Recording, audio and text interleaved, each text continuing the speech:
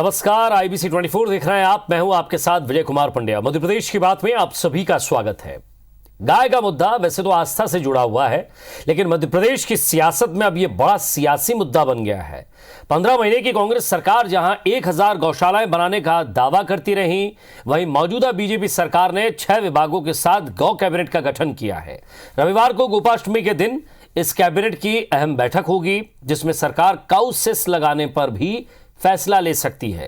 लेकिन सवाल यह है कि इन दोनों ही सरकार में इस नेक काम में ये जुटी तो रही, लेकिन फिर भी बयानबाजी होती रही और ग्राउंड पर क्या स्थिति थी, जमीनी स्थिति क्या थी, ये भी सबको मालूम है। सवाल यह कि दोनों ही सरकारें दावा और वादा करती रहीं कि गाय के लिए कुछ बड़ा करके दिखाएंगे, लेकिन हमेशा जो गौशालाएं हैं या गौ संरक्षण गौ संवर्धन की बातें हैं, वो जमीन पर ठीक तरह से दिखाई नहीं देती। आज भी सड़कों पर गोवंश की मौत होती रही है। आज भी लगातार कई गौशालाओं में खबरें आती है कि चारे के अभाव में गाय की मौत हो जाती है। क्या वाकई काम करने की इच्छा है तो क्या उसके लिए सेस लगाना जरूरी है? किस तरह की और योजना बन सकती है? बातचीत करेंगे, जरा रिपोर्ट देखिए आप।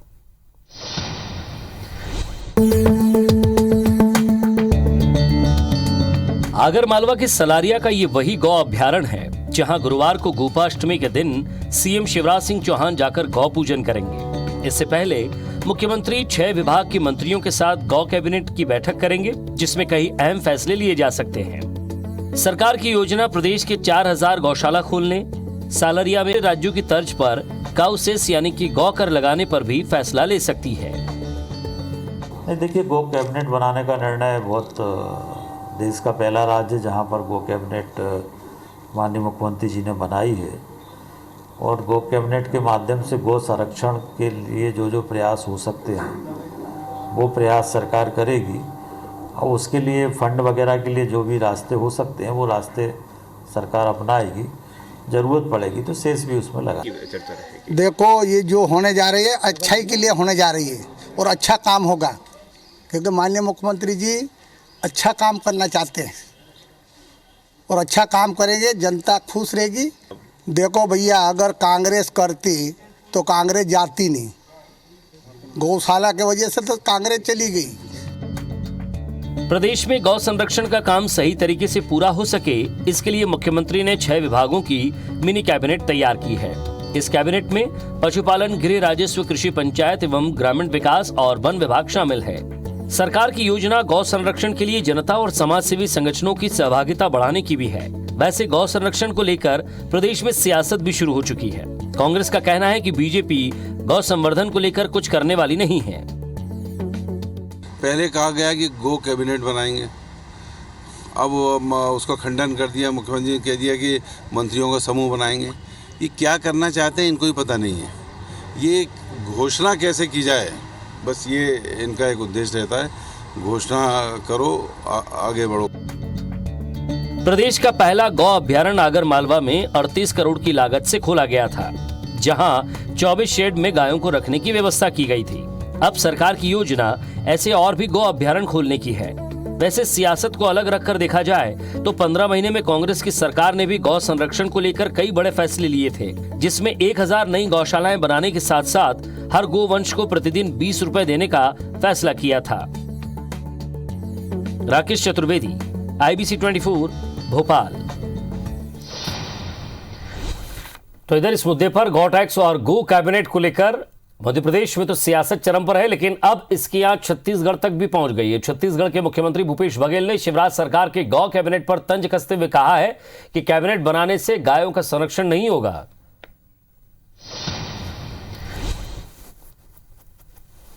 आखिर लाभ किस प्रकार, बना देने भर से कुछ नहीं होता, उसे क्रियान्वित करने की आवश्यकता है।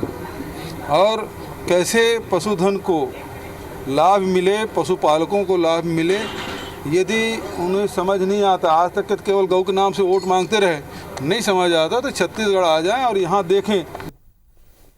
चलिए, छत्तीसगढ़ के मुख्यमंत्री कह रहे हैं कि अगर आपको समझ में नहीं आ रहा है तो आप हमारे यहाँ का एक बार विजिट कर लें, देख लें, समझ लें। हेमंत कटारे जी पूर्व विधायक, आशीष शर्मा जी वर्तमान विधायक हैं खातेगांव से, वो हमारे साथ जुड़ गए। स्वागत है आप दोनों का। आशीष जी, छत्तीसगढ़ के सीएम साहब कह रहे हैं कि अगर कोई भी तकलीफ है इसमें, अगर कैबिनेट बनाने से कुछ नहीं होगा, आपको समझना है, सोचना है और इसके बारे में काम करना है तो एक बार छत्तीसगढ़ आ जाएं। भूपेश बघेल जी मुख्यमंत्री हैं छत्तीसगढ़ के, और वो एक राज्य के मुख्यमंत्री होने के नाते दूसरे राज्य सरकार को सलाह दे रहे हैं। उनको नहीं पता है कि मध्य प्रदेश में एक बहुत अनुभवी मुख्यमंत्री शिवराज सिंह चौहान जी, भारतीय जनता पार्टी की सरकार कोई नया काम गौ संरक्षण के लिए नहीं कर रही। सबसे पहले गौ संरक्षण के लिए, गौ हत्या के लिए सबसे कठोर कानून मध्य प्रदेश सरकार में भाजपा की सरकार ने बनाया था। गौ अभ्यारण्य हमने भारत में एक नया कॉन्सेप्ट लेकर आया और गौ अभ्यारण्य मध्य प्रदेश में हमने चालू किया। आने वाले समय में और गौ अभ्यारण्य बनेंगे। गौ माता के लिए हमको किसी के सर्टिफिकेट की आवश्यकता नहीं है। गौ हत्या रोकना हमारे पार्टी के घोषणा पत्र में भी रहा है शामिल, और हमने गौ माता की रक्षा के लिए स्वयं समय समय पर जो कानून बन सकते हैं और जो सुविधाएं गौवंश के संरक्षण के लिए हो सकती वो किया है। मध्य प्रदेश गौ सेवा आयोग ने पिछले लगभग 10 वर्षों में बहुत उल्लेखनीय कार्य मध्य प्रदेश में किए हैं। इसलिए हमें किसी के सलाह की आवश्यकता नहीं है। भूपेश बघेल जी अपना राज्य देखें, वहां पर वो कितना गौ हत्या रोकने के लिए और गौ हत्यारों पर किस तरह की कठोर कानूनी कार्रवाई कर रहे हैं, ये पहले बताएं कि मैंने इतना गोवंश के संरक्षण के लिए काम किया, उसके बाद वो सलाह देंगे तो ठीक होगा। जी, हेमंत कटारे साहब, क्या लग रहा है आपको? आपकी सरकार भी दावे और वादे कर गई थी, पूर्व मुख्यमंत्री जी भी कह गए थे कि हम 1000 से ज़्यादा गौशालाएं खोलेंगे, गायों के लिए संरक्षण के लिए हम अलग से जो है वो सेस लगाएंगे। हालांकि सेस की बात जो अभी वर्तमान सरकार कर रही है, आपकी सरकार भी कर रही थी। इन्होंने 3 से 4 डिपार्टमेंट चुने हैं, आपने 6 से 7 डिपार्टमेंट चुने थे। सवाल ये है कि वाकई इसके पीछे काम करने की मंशा है या फिर ये चुनावी मुद्दा बनकर रह जाता है, या आस्था से जुड़ा हुआ मुद्दा है?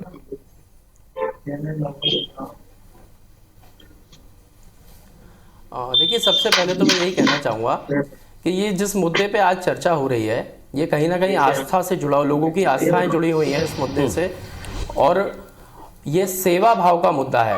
और आज दुर्भाग्य की बात है कि शिवराज सिंह चौहान साहब की सरकार में इस पर राजनीतिक डिबेट हो रहा है। कहीं ना कहीं ये दुर्भाग्यपूर्ण डिबेट में मैंने कई बार हिस्सा लिया है, आशीष जी के साथ भी मैंने कई बार डिबेट किया है, पर एक ऐसे आस्था के विषय पे पहली बार डिबेट कर रहा हूँ, बहुत दुर्भाग्यपूर्ण है। अब विषय पे आना चाहूँगा, जहाँ तक छत्तीसगढ़ सरकार से तुलना की बात है, तो मैं नहीं समझता मध्य प्रदेश में और छत्तीसगढ़ में इस समय कोई तुलना है। भूपेश बघेल साहब के काम से कहीं ना कहीं शिवराज सिंह जी घबराए हुए हैं, और ये चीज़ आम जनता कह रही है, और ये मीडिया के तबके में भी ये चर्चा है। अब क्योंकि कमलनाथ जी जो कार्य कर रहे थे विगत 1-1.5 वर्ष में, जो उन्होंने संकल्प लिया था गौ रक्षा को लेके और गौशालाओं के निर्माण को लेके, जिस पर उन्होंने कार्य भी शुरू किया था, क्योंकि शिवराज सिंह जी ने बैकडोर से सरकार बनाई, धन बल के आधार पर सरकार बनाई, और पूरी ये सरकार जनता के द्वारा नहीं बल्कि बेंगलोर में इस सरकार का निर्माण हुआ है। तो अब जो कमलनाथ जी के जो दिए हुए कार्य थे, जो वो कर रहे थे संकल्प, अब उस पर जनता को भ्रमित करने का कार्य किया जा रहा है। मैं तो शिवराज सिंह जी से कहूँगा, पहले वो अपनी खुद की कैबिनेट बना ले। खुद की कैबिनेट बना नहीं पा रहे, अपने मंत्रिमंडल का विस्तार कर नहीं पा रहे, चले गए अपनी गौ कैबिनेट बनाने। पहले खुद की कैबिनेट तो बना आशीष भाई जवाब दीजिएगा जरा। अभी 3 मंत्री हार गए हैं और 1 मंत्री का कोटा अभी भी खाली है। देखिए, जनता ने कांग्रेस को इन उपचुनाव में पूरी तरह से नकार दिया। इस बात से कांग्रेस को इनकार नहीं करना चाहिए। हमारे विषय को, इस सरकार के कामकाज को जनता ने सराहा, इसलिए हम 19 सीटें जीतकर मध्य प्रदेश में आए हैं। इसलिए अब सरकार के कामकाज पर सवाल उठाने का अधिकार कांग्रेस को नहीं है। हमने अच्छी सरकार 6 महीने चले, इसलिए जनता ने हमें जनादेश प्रदान किया और रिकॉर्ड मतों से वो मंत्री जीते जिनके बारे में कांग्रेस के लोग कह रहे थे, जीतू पटवारी जैसे मीडिया के सामने कह रहे थे, देख लेना आंखों में आंखें डाल के मनोज चौधरी 25,000 से हारेगा।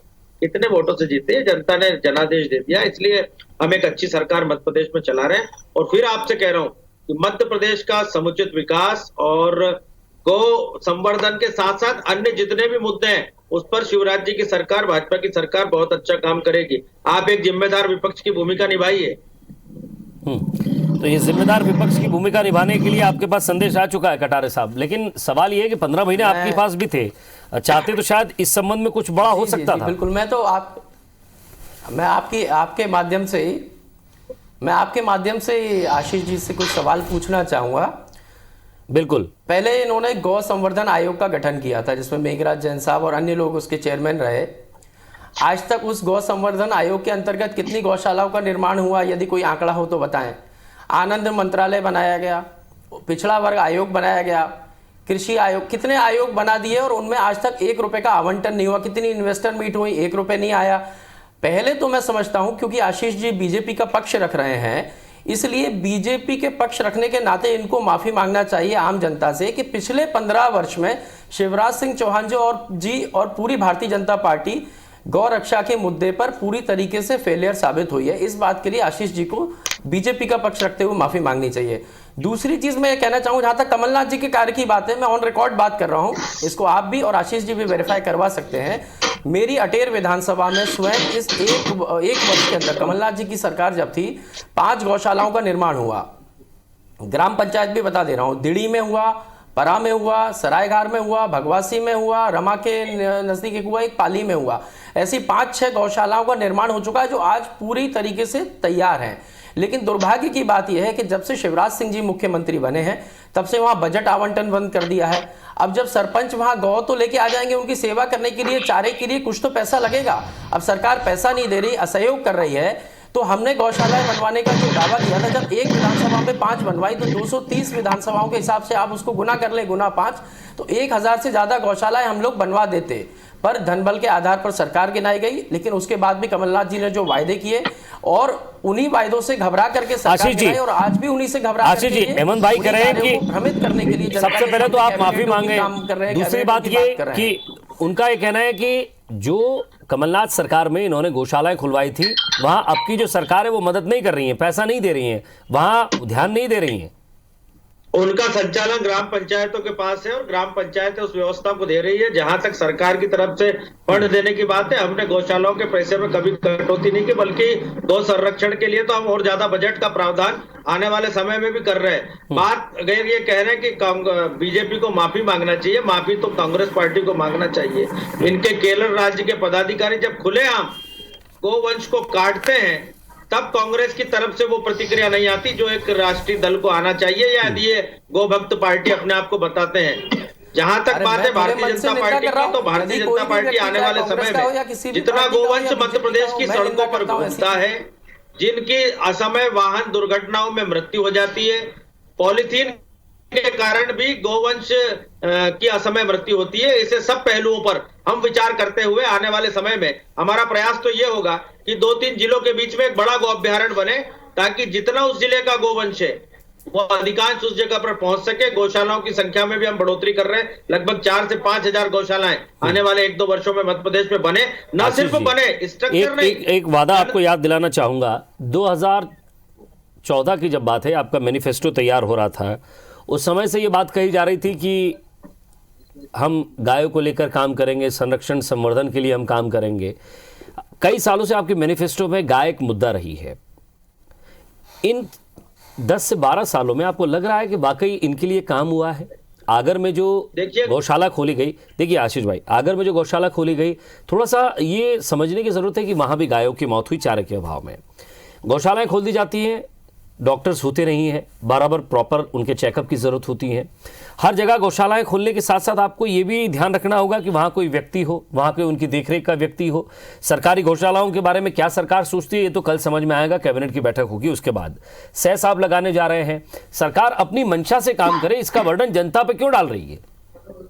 देखिए, मैं आपको बताना चाहूंगा, भारत भूमि पर गोवंश को बहुत महत्व दिया गया है, धार्मिक महत्व दिया गया है। गौ माता में 33 कोटि देवी देवताओं का स्थान माना गया है। निश्चित ही समाज के नजरिए में पिछले 20-25 वर्षों में गोवंश को लेकर एक परिवर्तन आया। जब वो दूध देना बंद कर देता तो वही किसान और वही लोग उसको खुला छोड़ देते हैं जो कभी उसके दूध को, उसके गोबर से अपना आजीविका चलाते थे।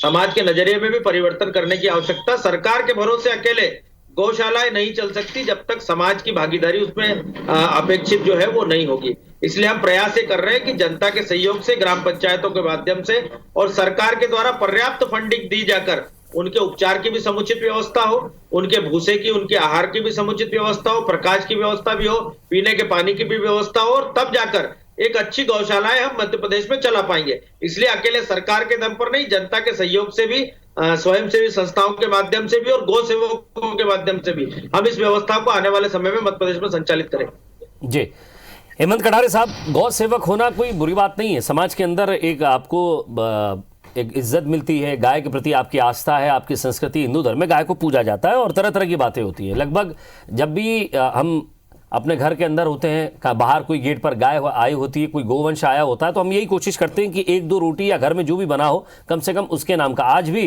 हिंदू धर्म में ये आस्था है कि आप जब भी आपके घर में एक पहली रोटी बने वो गाय या कुत्ते के लिए निकलती है। सवाल ये है कि हम गाय और कुत्ते के लिए घर से रोटी निकाल दी, ये जन सहयोग हो गया, या आप किसी समय पर गोपाष्टमी पर या कृष्ण जन्माष्टमी पर आप गाय को चारा डाल रहे हैं, वहां तक समझ में आ गया। लेकिन वो लोग, उन पर भी बहुत सख्ती से कार्रवाई की जरूरत है जो ऐसे में गायों को खुला छोड़ देते हैं। उनको पता है कि हिंदू धर्म में एक आस्था है, ये कहीं भी रोटी खा लेगी, कहीं भी चारा खा लेगी, या नहीं तो फिर ये पॉलीथिन ही खा लेगी। सवाल यह है कि कम से कम उस आस्था को बदलने की जरूरत है जो आस्था ढोंग का रूप ले चुकी है। दूसरी बात यह कि जो सरकारें हैं उन्हें भी समझने की जरूरत है कि बार बार गाय के नाम पर सिर्फ और सिर्फ आप अलग से अलग, कहीं कैबिनेट बन जाएगी, कहीं आप घोषणा पत्र में ले आएंगे, कहीं आप कह देंगे हम एक गाय एक के लिए, हम एक गोवंश के लिए हम 20 रुपए रखेंगे, उसको घटाकर फिर अगली सरकार आती है वो 1.5 रुपया कर देती है। चाहते क्या है आप? काम करना मंशा है या फिर इससे कहीं ना कहीं राजनीतिक छवि बनाने की कोशिश है कि हमने जो कहा था वो हमने कर दिया, अब इसके बाद क्या होगा ये नहीं पता।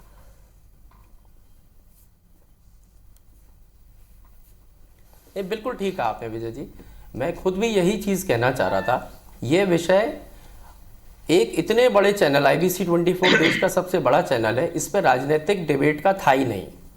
लेकिन माननीय शिवराज सिंह जी को इस बात के लिए धन्यवाद दूंगा कि उन्होंने गौ रक्षा और गौ सेवा को भी एक राजनीतिक डिबेट बना दिया।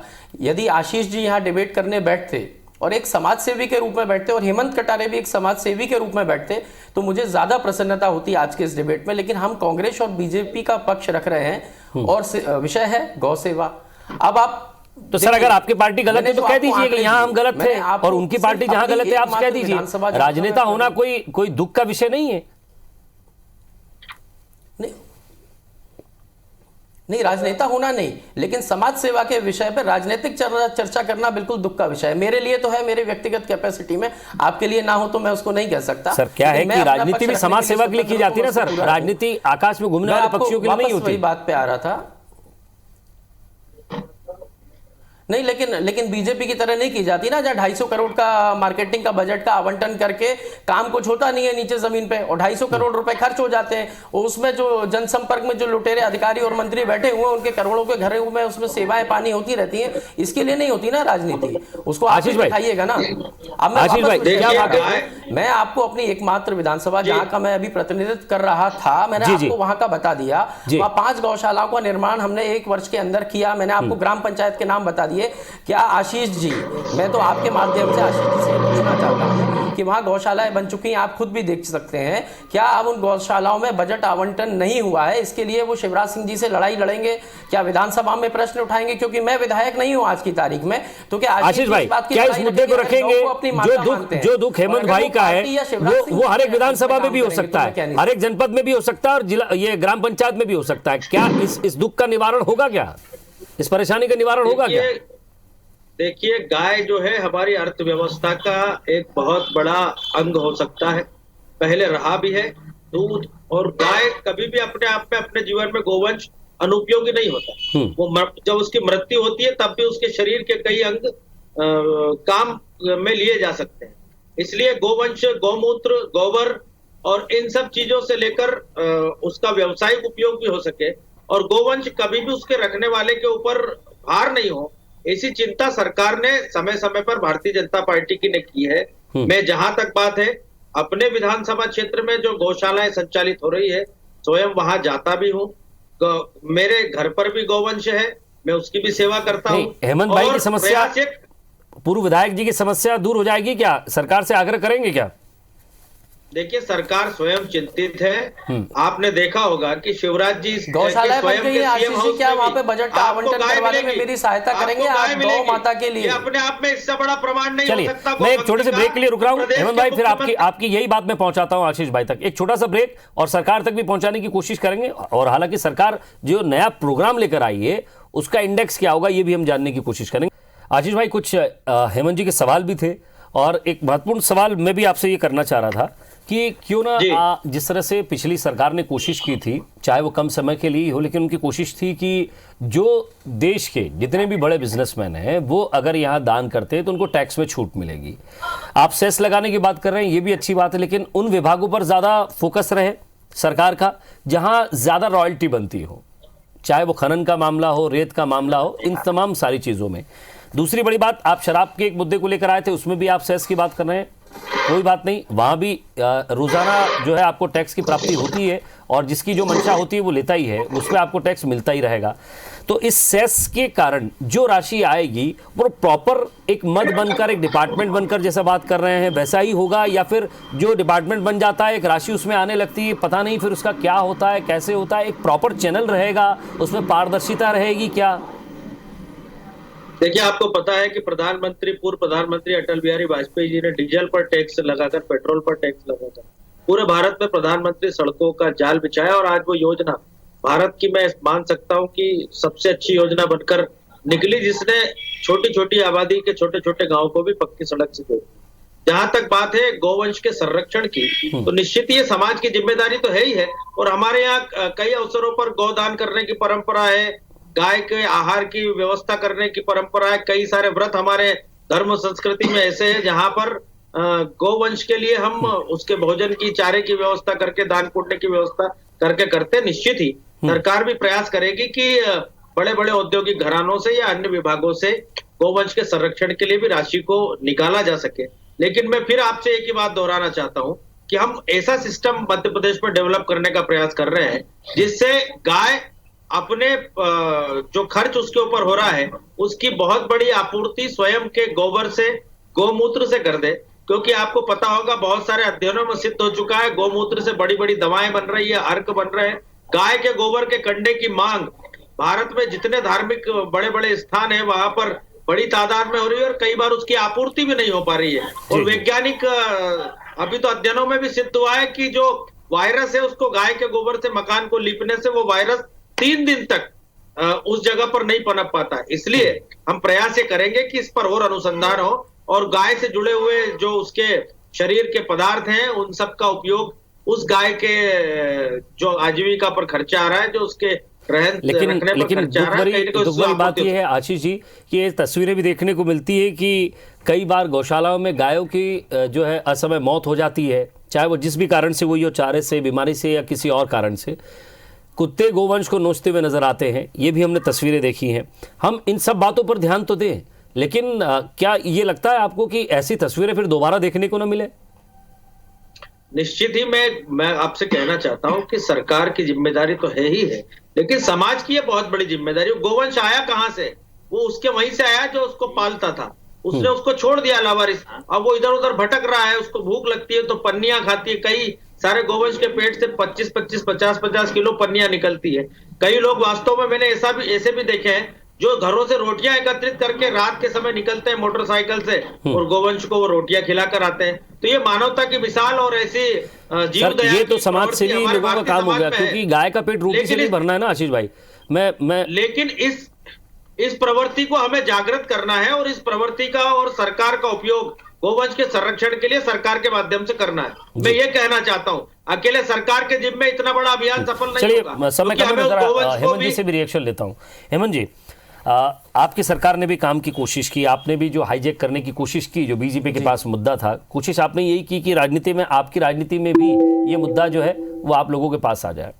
क्या लग रहा है आपको कि वाकई सरकार की मंशा है, अब की बार सरकार कुछ करने जा रही है, या फिर आपको लगता है कि जो आप वादे करके चले गए ये सरकार भी वही वादे करके चले जाएगी?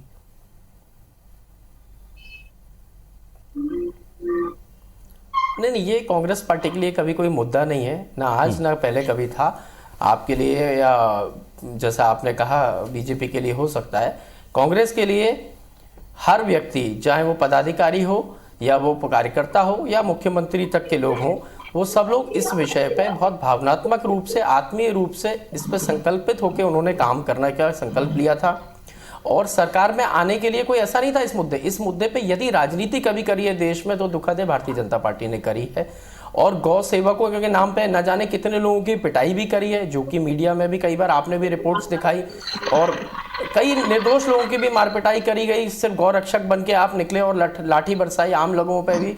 लेकिन ये विषय, इस बात से मैं आशीष जी की सहमत हूं कि इस विषय में सबकी भूमिका होनी चाहिए, पक्ष की भी होनी चाहिए, विपक्ष की भी होनी चाहिए, समाज की भी होनी चाहिए, मीडिया की भी होनी चाहिए। इस बात से मैं पूर्ण रूप से सहमत हूं, क्योंकि अकेली एक सरकार अपने दम पे यह कार्य नहीं कर सकती।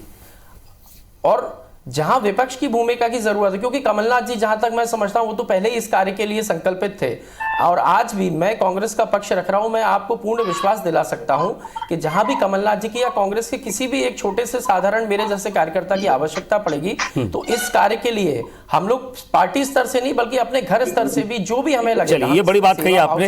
यहाँ मैं स्वागत करता हूँ आपकी इस बात का कि शायद पार्टी से ऊपर उठकर आप लोग काम करेंगे तो शायद और ज्यादा फायदा मिलेगा। समय कम था, बहुत बहुत शुक्रिया आप दोनों का, क्योंकि गौ संवर्धन और गौ संरक्षण एक बड़ा शब्द है। इन बड़े बड़े हिंदी के शब्दों को, मोटे मोटे शब्दों को वाकई अगर जमीन पर उतारना है तो समाज की भी भूमिका होनी चाहिए और राजनीतिक मंशा उसमें भी शुचिता होनी चाहिए। बहुत बहुत शुक्रिया आप दोनों का। नमस्कार।